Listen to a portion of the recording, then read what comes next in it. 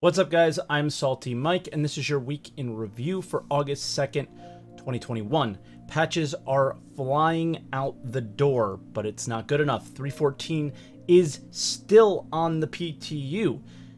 Maybe we should just skip to 3.15, and looting might really be underwhelming. So let's get into it.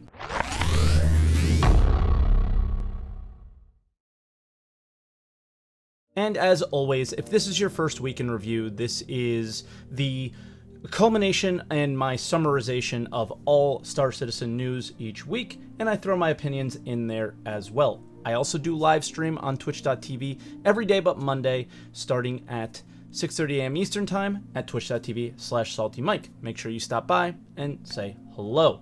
All right, jumping right into it because we do have a busy week. We had 5 patches this week, and patch notes were pretty good.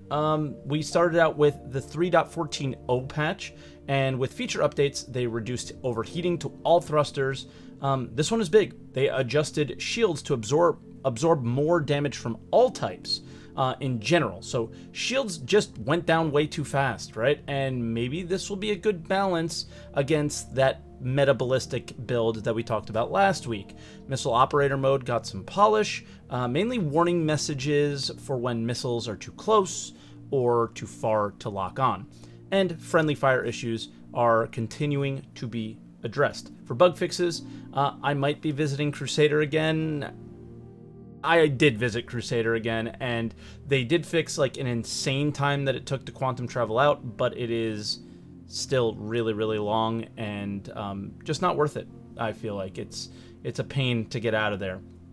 314p on the PTU was just more balanced. They made the M50 quicker to kill, hopefully by lowering its canopy health points. So if you hit a nice shot on the cockpit area, you're probably going to kill this thing. And they tune the Vandal Blade, as well as the Aurora cargo box is no longer invulnerable, so that's a good thing, I guess. Bug fixes, small stuff, and the rock thing here, I don't even understand what they're addressing. It didn't make much sense to me. So if you do get what changes happened to the rock, leave a comment down below and let me know. 314Q, just more small updates, Aurora tuning update, and then some bug fixes, one related to spline jumping on planets and moons. Hopefully this one sticks, because there's a spline jumping fix every quarter, so we still smash into the planets though. 314R on the PTU was a very small update. Just honestly, it should be some foreshadowing for the weekend, but newsflash, it's Monday, we're still on the PTU. So at the time I was thinking, this could be some foreshadowing to a live release for the weekend, and there wasn't. So we got PTU-S, which was another small update. Yeah, just mainly fixes for the blurry radar.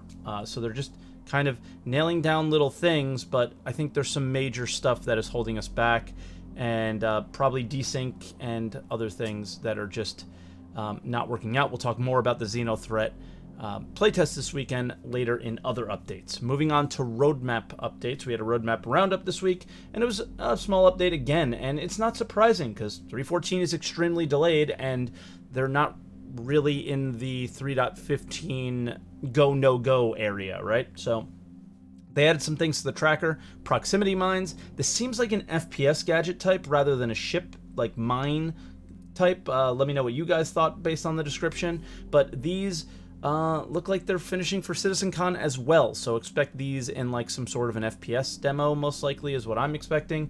And then they had the Male Specialist RRS Heavy Armor. This is just another armor added to the roadmap from what I can tell, but it doesn't seem like that Titan suit. It could be, but I feel like it would be named something else. I don't know, what do you guys think? And yeah, this is also looking like it might be finishing up for a CitizenCon demo. Hacking was delayed from 3.15 and is pushed to 3.16.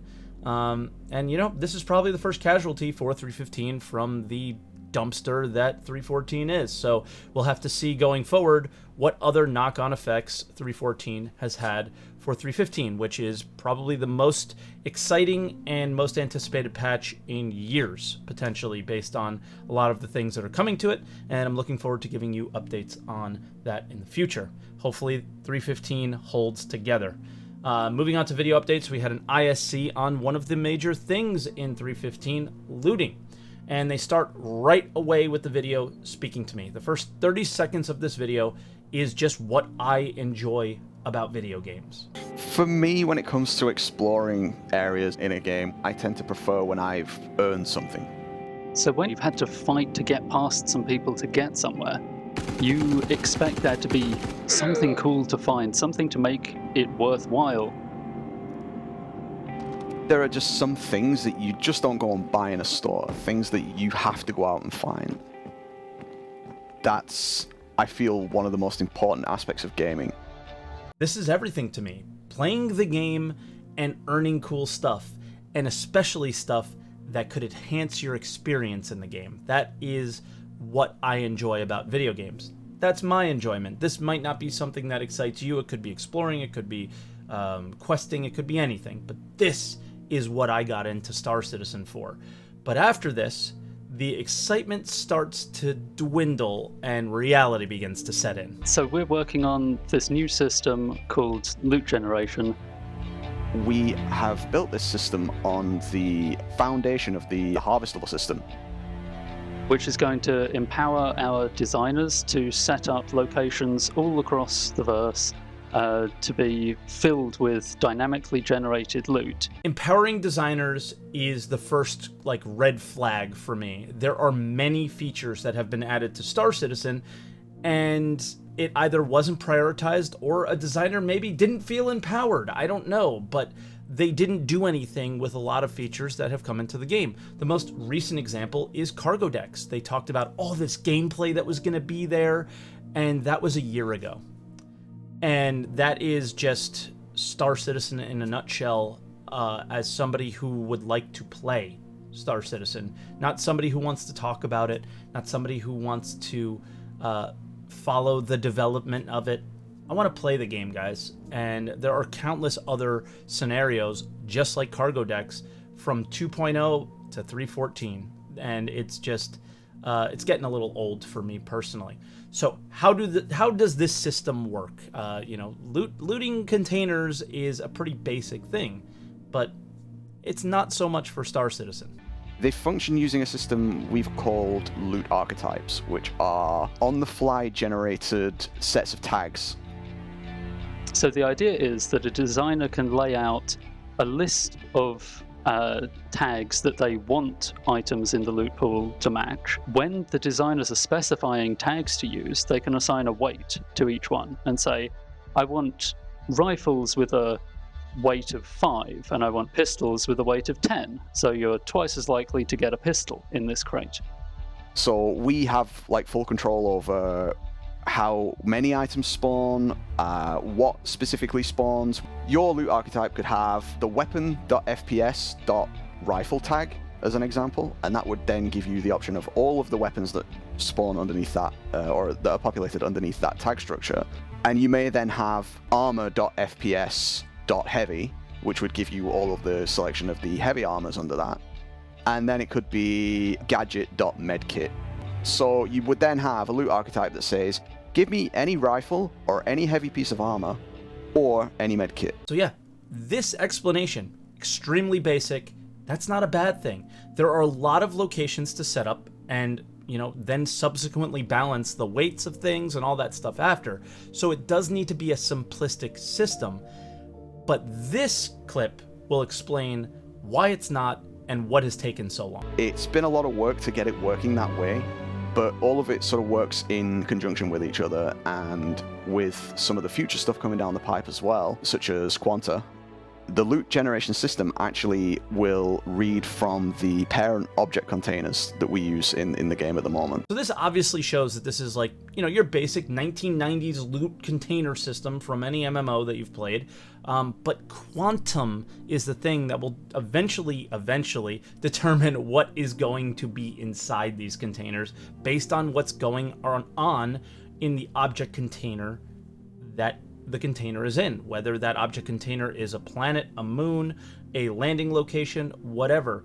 That is what's going to determine the loot table in these crates. So the setup for this is obviously extremely complicated and takes some time. So that is what That's what I think they're excited about. That's why they're talking about this as this.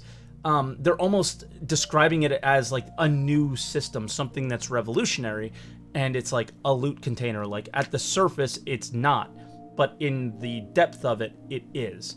Now, I do want to take a look at a still with you guys, and this is a screen that pops up after you've opened a container. It takes you into a third-person paper doll view, and it's a first-person game. This doesn't make a lot of sense to me. If you look at games like DayZ or Escape from Tarkov that have very similar, like, actual layouts to this, they still keep you in the first-person view. And here is why I think they do that. If you get engaged by another player or somebody walks around you, what direction do you hear them in if the camera is flipped? When it flips back, are you going to end up disoriented in where you are, what direction to go? I don't think that's a great thing, and I hope that does change. But in general, you know, your basic looting screen, right? You pull from the container and put into your own. It's pretty simple, pretty basic, but I think the third-person thing is very weird, and I do hope that gets addressed. And lastly, where are they now with the system? We've got a pretty solid base for internal testing. We're trying out marking up a few different locations with some containers, mainly filled with weapons and armor at the moment, but we're hoping to expand that to other items in the future. And we hope that it provides an immersive experience more than anything else, that people can get excited about this sort of thing, that they know that when they go to a planet once, they might go back a few weeks later and it's just completely different. This was the last and major red flag for me, the in the future comment. I hope it's because they have quite a bit of time before 3.15 releases to the live servers, because 3.14 is taking so long. But weapons and armor from the store that we've already previously used don't mean anything. They're mostly all the same. Finding one armor over another doesn't enhance your experience. So for me, this is one of the biggest elements and possibly the biggest patch we've had since 3.0. Maybe since mining, for me. And now I'm nervous that system will work, but it won't be as useful as it could be. So let me know what you guys think. We did an Answer the Call about this week as well. I am really nervous about the items in the game and the purpose they have, and the possibility of playing this game anywhere like a video game in the near future. And then we went on to a sprint report, which was all VFX, so it's just kind of visual stuff. They showed us more of the thruster dust system, and dust basically moves based on the thruster's direction that's hitting it. More stuff like this, leaf rustling tech. It does look really cool, but yeah, I mean, it's leaf rustling.